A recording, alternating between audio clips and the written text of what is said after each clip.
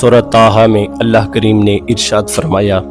وَآقِمِ الصَّلَاةَ لِذِکْرِی، نماز میرے ذکر کے لیے قائم کرو۔ بخاری شریف میں ہے نا وہ حدیث جبریل میں نبی کریم صلی اللہ علیہ وآلہ وسلم نے ارشاد فرمایا ان تعبد اللہ کأنک تراہ فإن لم تکن تراہ فإنہ یراک۔ فرمایا احسان یہ ہے کہ تو نماز ایسے پڑھ گویا تو اللہ کو دیکھ رہا ہے، اگر ایسے نہیں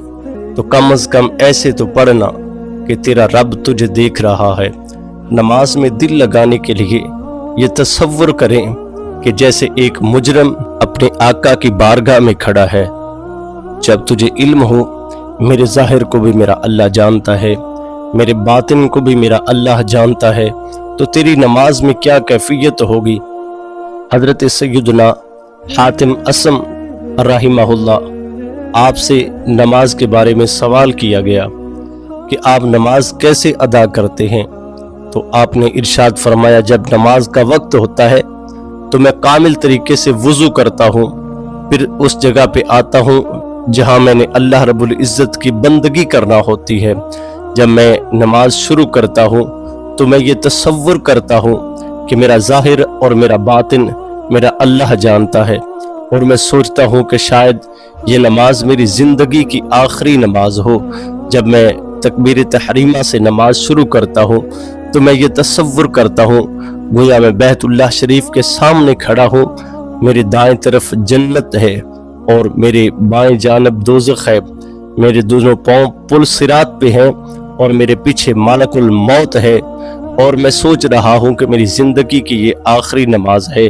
آج ہم بھی جب اس تصور کے ساتھ نماز ادا کریں گے تو یقیناً ہم مکمل خشوع خضوع کے ساتھ نماز ادا کریں گے، اور رسالت امام صلی اللہ علیہ وآلہ وسلم کا یہ فرمان بھی ملتا ہے کہ نماز ایسے ادا کرو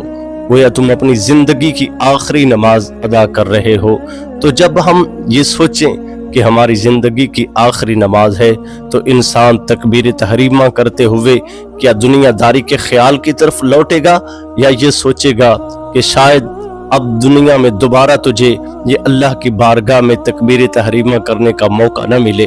جب قیام کرے گا تو کیا یہ تصور نہ ہوگا کہ میری زندگی کا آخری قیام ہے، مکمل خشوع خضوع کے ساتھ تسلی کے ساتھ قیام کروں۔ جب تو رکوع کرے گا اور تیرے ذہن میں خیال ہو کہ شاید آئندہ مجھے رکوع کرنے کی توفیق نہ ملے، سجدہ کرتے ہوئے تجھے خیال آئے کہ شاید دوبارہ میں زندگی میں سجدہ نہ کروں، تو حضور نے فرمایا نماز ایسے ادا کرو گویا تم اپنی زندگی کی آخری نماز ادا کر رہے ہو۔ اور نماز میں دل لگانے کے لیے تیرا یہ خیال ہونا چاہیے میرا اللہ مجھے دیکھ رہا ہے، میں جس کی بندگی کر رہا ہوں وہ میرے ظاہر کو جانتا ہے، میرے باطن کو بھی جانتا ہے، میں کس بارگاہ میں کھڑا ہوں جس رب کی شان ہے